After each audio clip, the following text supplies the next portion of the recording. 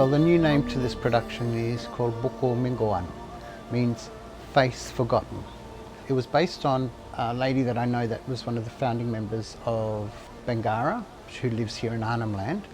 And to me, in my eyes, how the world forgot about her and what she brought to the dance world in Australia. So the only time you know their importance is when they're dead. Yes, celebrate them when they're dead, but celebrate them when they're alive. The forgotten faces that put us where we are today. I think the story that Gary is telling, it's a universal story that even if you come from France, you can relate to. For me, it's like about humanity.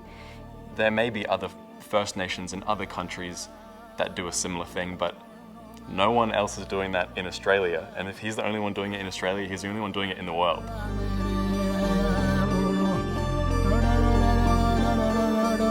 Am I doing it the right way by doing that? Right way, markup color. You took it to your kurum, you bungwa. Bukuminkum is inspired by the second act of Giselle. First Nations lens upon that work and how that story can be shared more broadly and culturally.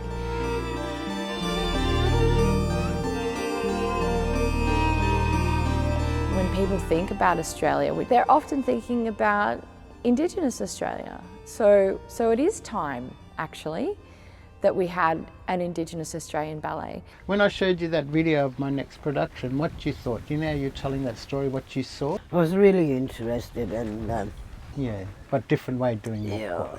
Not doing Yulmabungu, but Yep. you can see the essence of Yulmu coming through. Gary has so many incredible relationships. He's really drawing on all of them to bring together this idea of a black Giselle.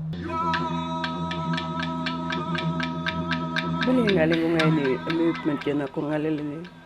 Ay nunguna kong galing nguna kong contemporary.